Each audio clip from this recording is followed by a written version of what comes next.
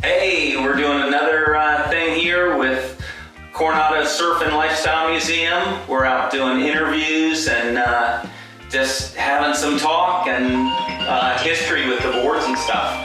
So we've got Roy here, and name your shop? Oceansports World. And they do, we're basically in a shaping bay here on location, which is phenomenal. And they do island surfboards, and also you do the wave ski, island wave skis too. Yeah. And they're just a craftsmanship of making all kinds of different surf things. So, and he's got a phenomenal collection that we're gonna review and go through and looking at all of those boards that he's collected over the years. So, Roy, when did you start surfing? My family moved out here from New York in 1975. I was about 15 years old, and I got my first surfboard from MTV Surf Shop in Satellite Beach. As a new surfer, I was fascinated how the setup they had in their shop was. It was an old gas station, and the gas station bays were used as a shaping room and glassing. And they had a big window in the office where you walked in to pay for your gas, and they had leashes and wax and everything, and you looked through the window and you were able to see in these 3 automotive bays them building surfboards. And you're mesmerized. I was fascinated by that. But as a 15-year-old, I didn't have enough money to buy one of their new boards, so my first surfboard was a lime green Bane surfboard from California that was used. And that's what I started with, single fin, somewhere about 6'8", 6'6", and that's what I learned to surf on. Yeah. And was there a, like, end of your street or a certain place where you went surfing? Yeah, so Satellite Beach is the next town over. We're in Cocoa Beach now, and Satellite Beach has a little bit steeper break. So you'll know from RC's and Pet Den and Lums, all those places, Pelican Park, all those places where we used to go every weekend as high school guys and girls and hang out and go surfing. Yeah, always a good vibe with everything, friends, and getting that salt water on you. Absolutely. Yeah, you see it all different. And then, those were kind of your home breaks and your home thing, and that's correct. Yeah, always doing a little Florida road trip, chasing the waves and so on. Pretty much. In high school, we stayed within 10, 15 miles. We didn't go too far, but we'd come up to Cocoa Beach when the waves were a little bit too big down Satellite Beach, and then of course we'd get down to Sebastian Inlet if we ever had an occasion, some really good waves. Spanish House, on that vibe. Yep. Well, that kind of brings me to the next question: is what was your mode of transportation? Of course, was it kind of bikes at first and under the arm, and I recently from where we lived, we could walk to the beach, so we were very lucky on that. But one of my first cars was, I used to have an MGB convertible, so you just pull the top down, throw the surfboard in the front seat, and you were on your way. Yeah. So funny story on that. My wife and her friend had my wife had an MG convertible, and they both, having fun out there, nice long boards and stuff. So they had the boards sticking up behind them, giant boards, because there wasn't much back seat. But then they would drive to the inlet because you could drive on New Smyrna Beach, and they were kind of known. So is there anything else that you do for your different hobbies, lifestyle? What else are you into? I travel a lot. Every 4 to 6 weeks I go somewhere. All over the world, wherever I get an opportunity to go. So I like to travel. I'm a very avid snorkeler and scuba diver. I really enjoy being under the water. My surfing days have been cut off because I have a torn rotator cuff and I have to get an operation, so I can't do any of that. Perfect. But I like to spend a lot of time with my grandchildren, and I still do some paddle boarding because it's not so much pressure on my shoulder. That's about it. That's travel, being in the water. That's what I love to do, and love historical things and stuff like that. Sure. Yeah, history. Yeah. And then with your kids and grandkids and stuff, are any of them into the surfing or collecting of whatever, or? Not quite yet. Both my daughters have expressed interest in keeping some of my stuff in the family for long term. Yeah. So we are going to take a family project and start cataloging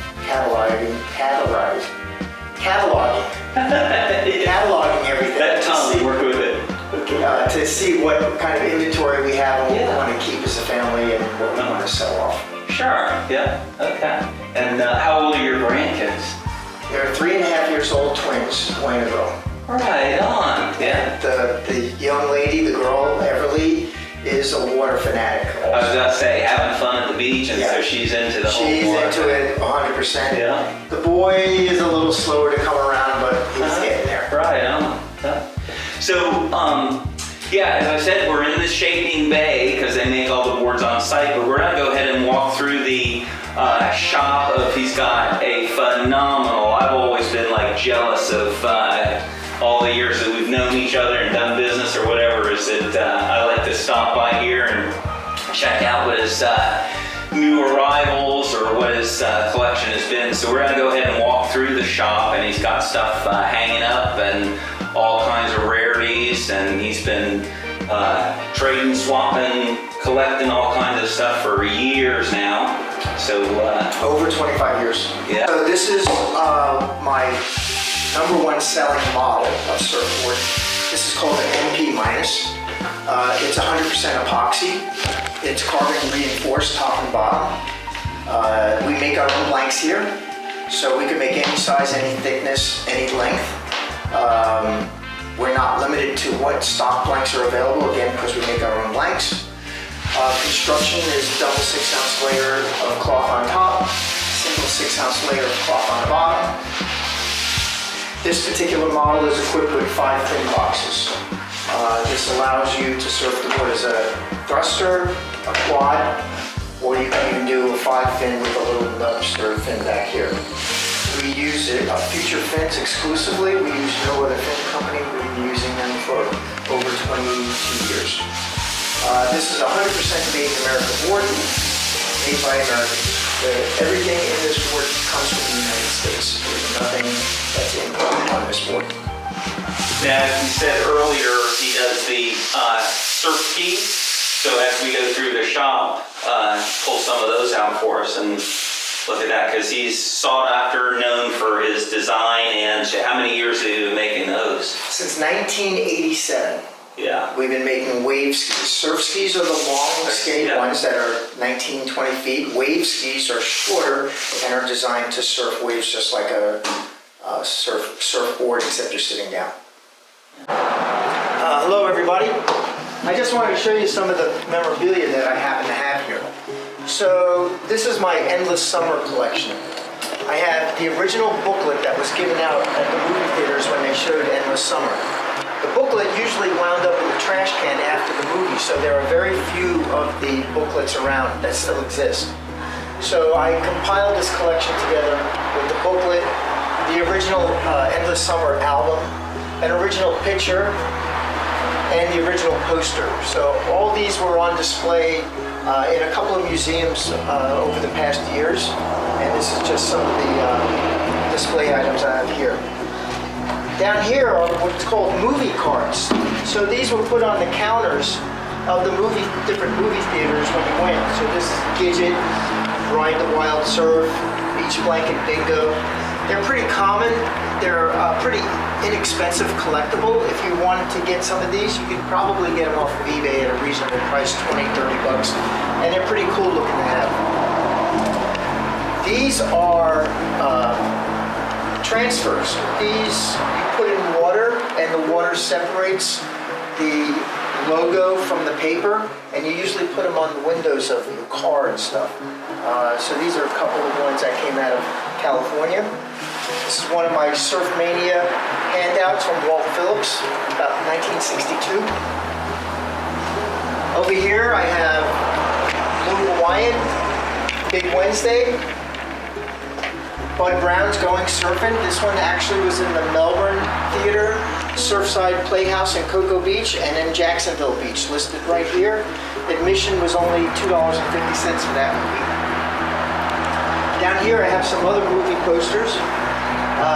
Bud Brown Cat on a hot foam board, Surf Fever, Pacific Vibrations, an old Oceanside decal. Oceanside Surf Shop used to be down the street, and they used to sell all the classic surfboards. They're out of business now, but that's one of the original stickers from it. And another transfer decal of Leroy Granis, another slide transfer. So those are just some of the posters I have hanging up. As we move forward, we're going to go down the hallway a little bit here.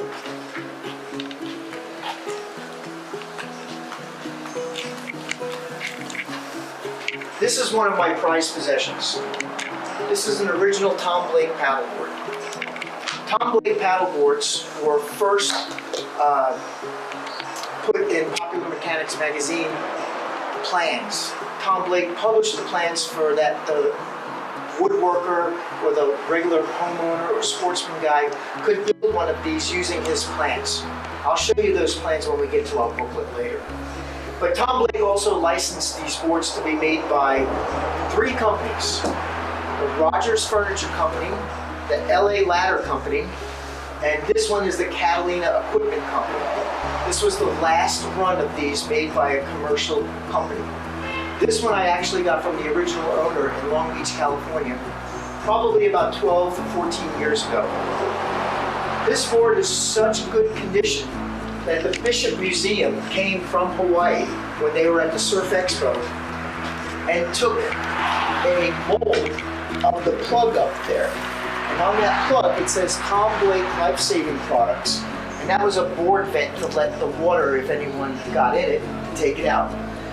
The Bishop Museum came here, made a duplicate of that, and they now sell them in their museum, the brass copies.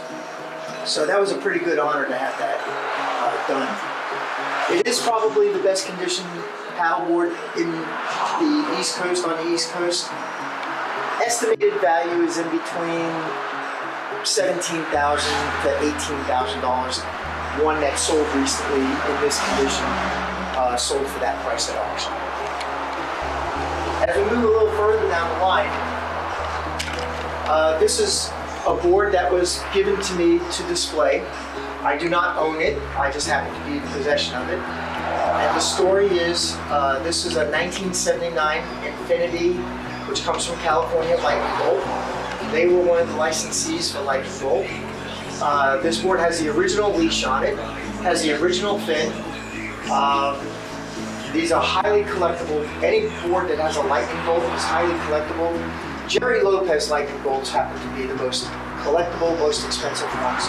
However, the other licensed ones are gaining in popularity and are appreciating at a faster rate. This is a one-owner board.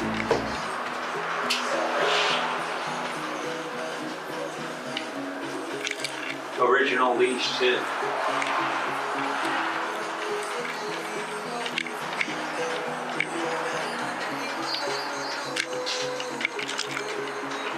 Since we're talking about lightning bolt surfboards, this is one I recently acquired. I saw this board 30 years ago, and I tried to acquire it at that time. The gentleman was not ready to sell the board. However, as time goes on, things changes. He brought this board in about a month ago and says, I'm ready to do a deal on it. So this is a pintail lightning bolt.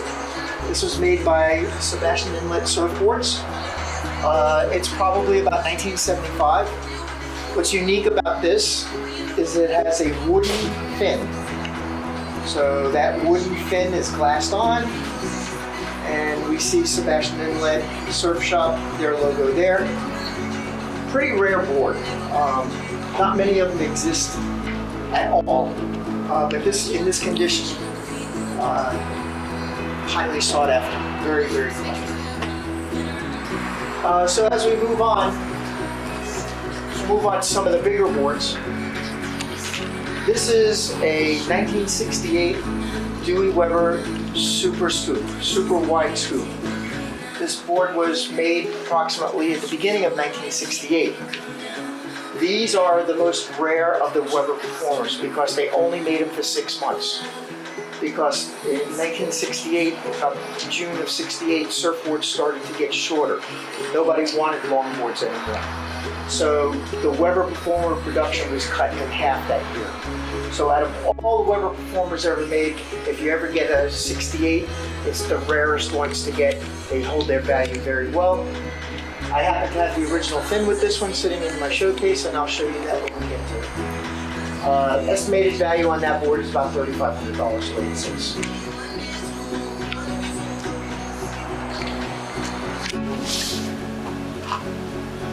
All right, so we're back in the corner of the shop, and I just want to show you a couple of things.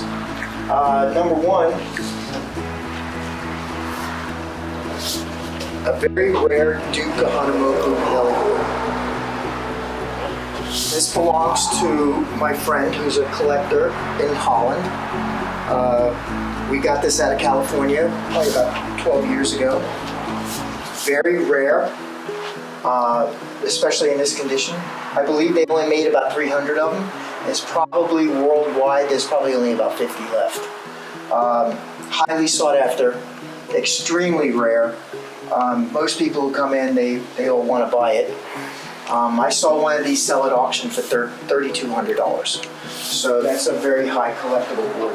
So the thing with Dukes too, I've owned a couple of them, but he was into some really unique, neat things. He lived down in Miami in his retirement days, and he created a shoe line with Hawaiian prints, which are really sought after and neat. And then I actually have a Oceansports ukulele. And it is it's one of my prized possessions, but really clean stuff, you know, with his logo and stuff on it. But yeah, this is a rarity right here. One of the other nice pieces that I have is an original OP by Jack Meyer airbrush. A little bit dusty at the moment because it's been sitting up. These were used as promotional boards for the OP clothing line. So usually if you or a dealer carried $2,000 or $3,000 worth of clothing, they gave you one of these to display. Beautiful. This has been in several museums. This is also owned by my friend Minno van Slagen in Holland. Now on your first board, you were saying it was lime green. Was it that lime green color? My Bane was that color, yeah. My first board was a Surfboards Hawaii lime green. I guess that was the color of choice back then, but had bullet holes in it and Bondo. Sounds like a fun board. Yeah, well it was free and it floated. So this is a Newport Papio. What's cool about this was made in Newport, California, and I was told that this was the front section. These came out in about 1967, 1968. And I was told that they were cutting off the longboard blanks because longboards weren't being used anymore. And this was the front half of a longboard blank, and then they used the back half of the blank to make a shortboard.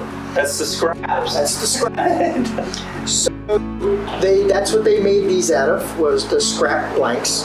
What was also pretty cool was I was told that these are resin pin lines, and they were done by the local high school or college age girls in the back of the store. So they would sit there and probably smoking some pot and would sit there and scrawl all these lines out. And as you can see, it's not perfect, but it wasn't meant to be perfect because they were done by hand. Yeah. And for what the symmetry is, that's super good. Yeah. Matching it. Yeah, so I was told they were all done by hand. And it's pretty cool to have the young girls doing that at the time. It was like a way for them to express themselves. So these usually sell for about $750 to $1,000. Really cool fin on that. That's a hard fin to find because they always broke off and cracked in the same place all the time. So then in the back wall here, we have a Dusty Rhodes Code 20. What's unique about that board is those are doilies, those designs, and then they sprayed slip check on top of it. So when you pulled it off, the doily pattern was left. So that whole board was covered in slip check, which is a sandy, sprayed on kind of paint, but it's clear. And cutting edge, when it came out, Definitely. everybody loved that slip. They tried to duplicate it a few years ago, but it didn't work. The board next to it is a Hannon. Hannon was one of the two manufacturers in Long Island. You had Bunger and you had Hannon. Bunger was the larger of the manufacturers. Hannon only lasted probably about 5 or 6 years just to sell his product. And Bunger's still going strong. Bunger's still going strong. The board in the back, I'm going to pull it out because it's got an interesting story to it.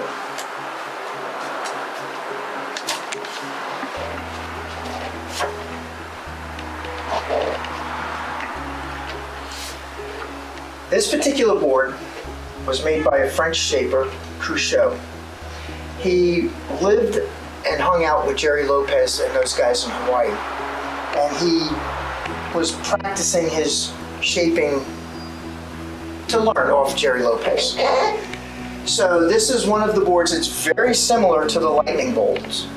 It has crochet equipment, his name. But what's unique was he made it a single wooden fin like we saw earlier on the Sebastian Inlet board, but he added these two little wingers before the tri-fin board was ever invented. So the tri-fin surfboard came out in about 1980, 1981 with Simon Anderson. This predates that by more than 5 or 6 years. And this is pretty state of the art too. They were trying that on a lot of boards in that era. A little wing with a little dip there, small swallowtail. Dumping water. Yep. So it's a pretty unique board from a shaper you don't hear a lot of information about. But all I do know is that he was hanging out with Lopez and all those guys at that time, and they were all practicing and shaping their boards. And it's just a weird board, but kind of historical. Well, those boards got us to where we are today. What worked, what didn't work, plus and minuses. Do you want me to go through all this? Yeah, you could go through some of it.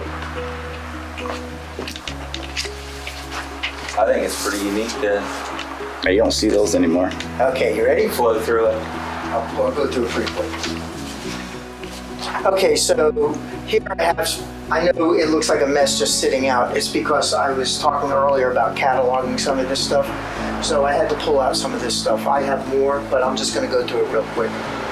If some of you remember the Blue Crush posters, that's over 20 years ago. All women surf. All women surfing. Great movie. Bunger surfboards ad, 40th anniversary.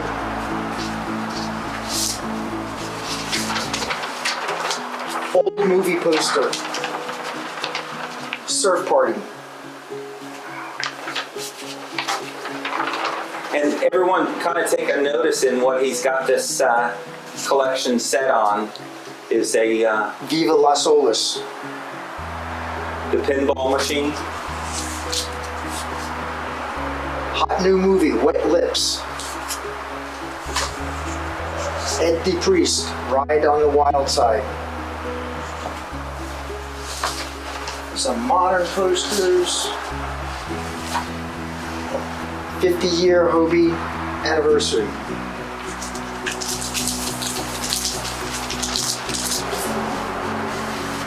Sean Thompson stuff. This is pretty neat. These were 12 posters that were on the back of Surfer magazine. You would send away for like $5.95, and they would send you 5 posters or 10 posters of surfing around the world. This one dates Waikiki Beach, 1963. So this would be, what, 60 years old? Yeah. And they were all different pictures. 0.0, 1963.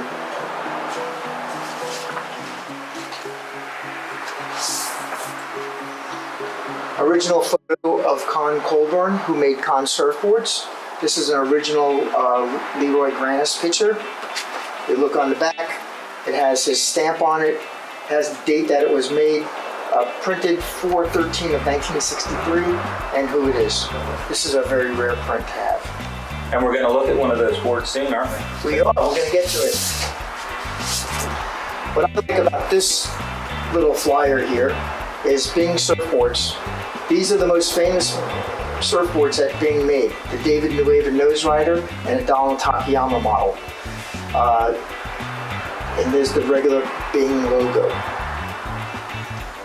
So this is Steamer Lane, Redondo, and Waimea Bay.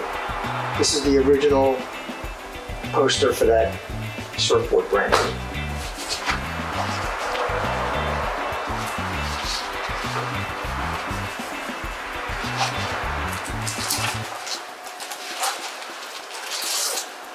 Alright, we're done with that. Too much stuff in there. Do you wanna tell us a little bit about that? What's your high score on this machine, sir? A lot. Do you wanna set that on the ground? Do you wanna grab that on the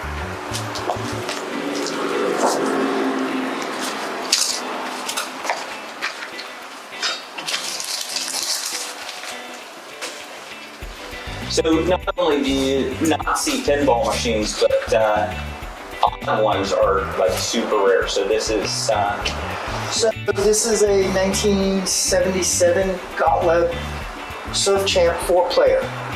This is more rare than the 2-player. I believe they only made about 800 of these machines. This machine works 100%. I don't have it plugged in right now because I did blow the fuse, so I have to get another fuse, which is funny, that's a regular automotive fuse. The story about this was I had a gentleman come into the shop and he saw that I collected surfboards. So he says, oh, I collect pinball machines. I said, I'm looking for a Surf Champ. He goes, well, I happen to have one. I'm like, that's really cool. I said, would you like to sell it? He goes, I wouldn't like to sell it. He says, but my kid needs a surfboard. I said, all right, well, we could work out a trade. So 2 months later, he shows up from Tennessee with this in the back of his pickup truck. And he says, okay, I'm ready to trade.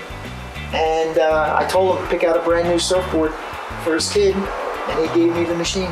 And I've had it ever since. That's kind of neat too that you knew that there was the Surf Champ pinball machine. As a kid, did you see it in an arcade or? No, I follow the vintage surf auctions, and I see what they have, and then I know about it. And then once I put it in my memory, I try to find out where I can get one. So I have a lot of things like that that I can tell you about. So this is a great machine. We play it. I did have it at my house for a while, but it was just too noisy, and the wife told me to get rid of it. Alright, so we'll continue going this way. Oh, we were talking about Con Colburn. This is one of the surfboards that he made. This is a Con surfboard. This is a stock surfboard because of the regular size logo, regular size stringer. The older the boards usually had wider stringers, so you can do a timeline based on whether you see thick stringers or narrow stringers. Usually the older the board is, the thicker the stringer is. Balsa wood, this size balsa wood in a day would cost maybe $20. Wider pieces would go for $40 to $50. To buy a piece of balsa wood like this today probably costs close to $80 to $100. So that's how you can tell the difference on the age of the board. He used a very clean logo, came from Santa Monica, California. One of the famous surfers you may know, Claudia Congen, surfed Con surfboards for many years. This board here is the Liquidator by the Greek. This is a reverse step deck. This is a very rare board. Bob Bolin, who is the Greek in California, lives out in LA. So Bob was at the Surf Expo with one of his shapers. They found out that I had this board. They came here after the Surf Expo, put it on the rack, measured it, took pictures, talked to me about it. He now makes this board again in a replica, and you could buy it off of his website, the Greek website, Greek Surfboards. So that's a pretty interesting board. I actually got this board in Maryland. One of my friends had it in his garage and asked me if I wanted to buy it. I bought it. I knew it was rare. I didn't know how rare, but now I know. All right, so the next board I want to show you and tell you about is this blue board up here. This is called a Hobie Easter board. So balsa wood surfboards were the norm in 1956, 1957.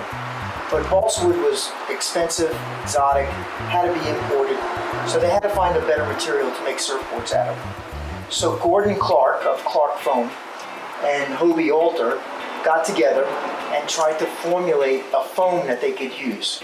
They made a concrete mold.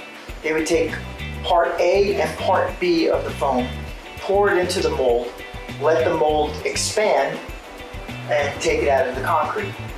The only problem was they had to make it without holes in it. And the foam kept on getting holes in it, air bubbles. So they had about 500 of these blanks that had holes in it. So they're like, what are we gonna do with these things? So Hobie came up with the suggestion of let's take the boards, fill the holes, paint them all one color in a pigment, and we'll sell them. So they came up with the Hobie Easter boards. They were the first foam surfboards from Hobie. They came in blue, they came in pink, they came in yellow. They basically came the same color as Easter eggs. And how you know it's an Easter board is if you look at the tail end, it has a foil Hobie laminate on it. And that's how you can tell only the Hobie Easter boards had the foil laminate on the tail. So this board came from 1957 because that's when they were made. This board happens to be shorter than 9 foot, which means this probably was for either a girl or a younger person because most of the boards were bigger then. So I would suggest that this board probably was for a teenager or a smaller type rider. And real big beam fin on it too, right on the tail. Beautiful fin, beautiful condition. If you look at the halo of it, excellent shape for the board of this age. I got a quick story about Larry Board with the foam, like kind of what you were saying, and the air bubbles and stuff. Is that and Larry is like, he's a great laid back, only kind of talks when he needs to and stuff. So he's telling me this story of they're doing the creating their own foam and pouring their own foam. And his dad was a chemist, so they came up with a 2-part foam thing. And he said that, so they set it all up and they poured they had the holes in the hand and he poured like the 3 holes and he couldn't sleep and he was so excited to wake up in the morning and he's getting, ready to go out and shop first thing and they're undoing it and he's building up this story and stuff and he said, Chuck, I got 3 pancakes. So none of it expanded. He's like losing sleep right before shaping that board and stuff. And there's I got 3 pancakes. So that trial and error back in the day, they were just shooting at the hips and trying different things. Well, luckily they were able to perfect it, and Gordon Clark went on to have the monopoly of surfboard blanks. Unfortunately, towards the end of the career of his manufacturing, he was being sued by a lot of his former employees because the chemicals that were used to make surfboard blanks were very cancerous. So rather than him get sued and have all these lawsuits, they went in with sledgehammers, destroyed all the molds, so nobody has those molds anymore. And that was the day that surfing changed. We had to move on. We had to move on to different and newer, better materials. And that's when pretty much epoxy surfboards went from a sliver of production to a majority of production because we couldn't get the foam blanks. And that's the day the industry changed when he went out of business. So that's the story with the different blanks and how that. And the materials they use now are good. And you make all your materials here. We've been using epoxy resins. At this store, I've never used polyester resin. I only know how to use epoxy resin. We've been using it now for over 35 years. Currently, we are the largest buyer of Resin Research epoxy resin and the longest buyer of that resin. Greg Lohr is the chemist behind that resin. So as we move on to some of the other boards, Here's a Wardy surfboard. This is a Wardy Hawaii model. It's called a Hawaii model because it's pulled in. The nose is very pulled in. If you notice on some of these surfboards, the older surfboards are very flat. They have very flat rocker. That's typical of a California board, whereas an East Coast board has more rocker in it. The board next to it is a Gordy. Gordy was another Huntington Beach, California shaper. Again, there was a lot of shaping going around in Southern California, a lot of different shapers, each trying to make their way into this newly blossomed surfing sport. At the top is a Yater spoon. It's one of the earliest Yaters, Santa Barbara Surf Shop. If you notice the stringer, it's over 2.5 inches wide. It's a very early board. Again, it's very flat. It's one of Yater's probably pre-1000 board Scafidi shape. As we go along,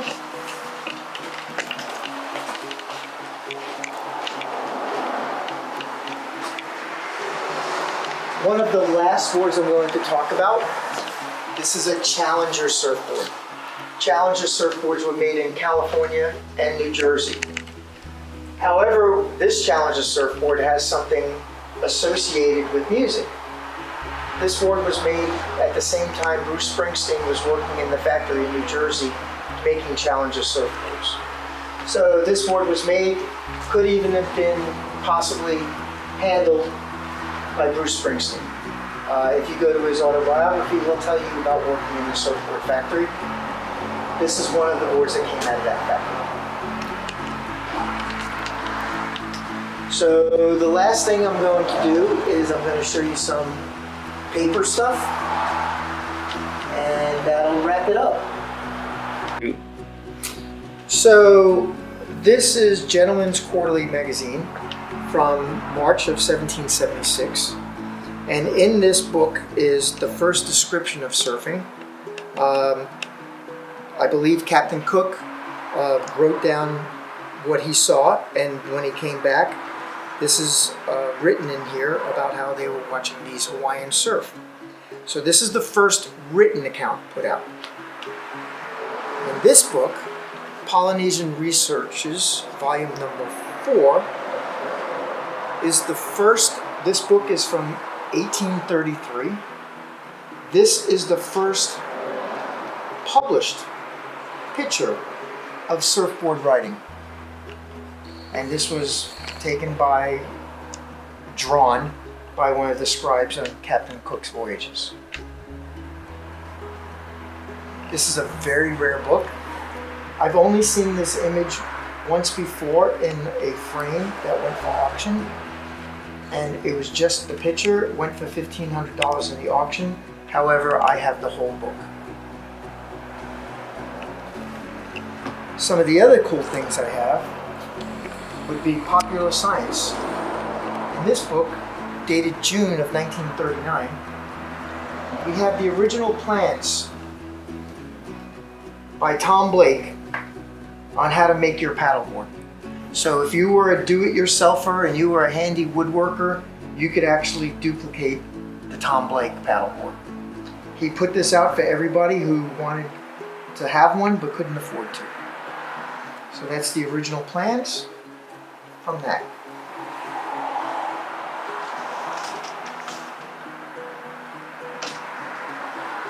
Chuck brought up earlier that he had I got the same case. a Duke ukulele. So I'm just going to show mine.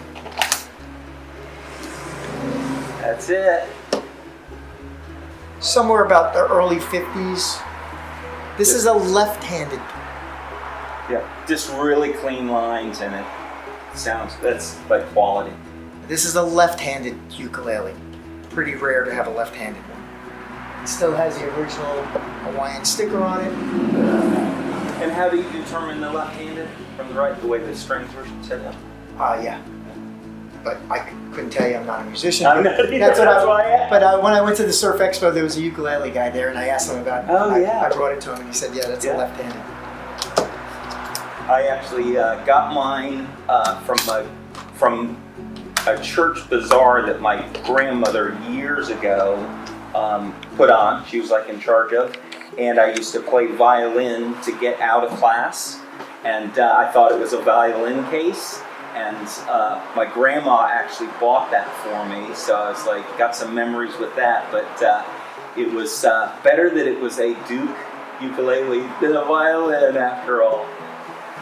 So this is something in the surf magazine world that we don't see a lot of. This is called surf tunes.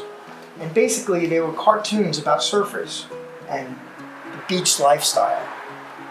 It was made by Pearson's Publishing, which also made a lot of automotive magazines. So these are pretty rare. They came out for about 3 or 4 years. You never see them for sale. Never see them anywhere. I think I have 4 left, 4 volumes of it. They're very difficult to come by, but they're pretty colorful. They have a lot of different artwork on them. And then Fibicar, if you guys remember those. September of 1967, this issue is dated. So that's about it. That's a recap of some of the things I have. I have a lot more stuff. Maybe we'll do a part 2 and dig out some of the treasures out of my house. One of the things I don't have here, I do have a Black Cat. It's on display in my home. It's the only surfboard I have in my home right now on display. It just so happens to be one of the best, most sought after in the world.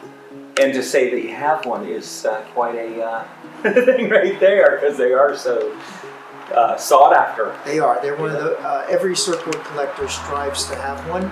However, there's only about 50 left in the world that are black, if that many, and they're very difficult to come by.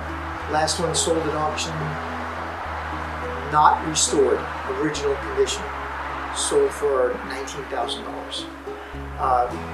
If you are going to collect surfboards, I'm going to give you a little advice. Try to get a surfboard that's original. Collectors want original stuff. All this stuff that's on the market that comes to auction is restored. Only buy a restored board if it's the last one on the planet and there's no other example of it. Always try to keep it original. And there's people that are trying to cover it up with doing techniques to hide the blemishes or the brokenness, and and you can always contact us, say, hey, this is what I've got going on, and we've got a little network too of people that collect boards. So before you dive into something for high dollar, there's some, just like anything in collectibles, there's some fake stuff that you're just getting taken through the... Absolutely. Yeah. If you're ever want an evaluation, insurance purposes, or for actual value of what it's worth, you can contact Chuck or I anytime. And talk and surf like we're doing right now. We good. Yeah. And So, we'll help you out and try to evaluate and give you as much knowledge about the board as we can. We both have tremendous resources available to us. So, and then with the Decat, I have a lady that had one that called me up, and she's the original owner, and she was a team rider for them, and it was red, so it was the Decat red. So what do you know about that? Was that just like a special woman's model, or is there, I've seen red ones out there, of course, but not the Decats. I've seen a yellow. Oh. I've seen red. I've seen some floral pattern Decats. I've seen the dark blue one. However, the rarest one is the black. Yeah. So, this has been a mind-blowing, great, good time, and there's going to be more interviews with different collector friends of mine. And if you are collecting boards out there, or just want to talk surf and stuff and history. Contact me, send something to, subscribe is huge. That way we can get you in the whole system and stuff, and just getting a flow going, because Roy and I have all kinds of different contacts, and it's worldwide for subscribing. So always good time and really interesting stuff. Anything else you want to add to that? Thank you very much for coming by, and we'll see you out in computer land. Yeah, right on.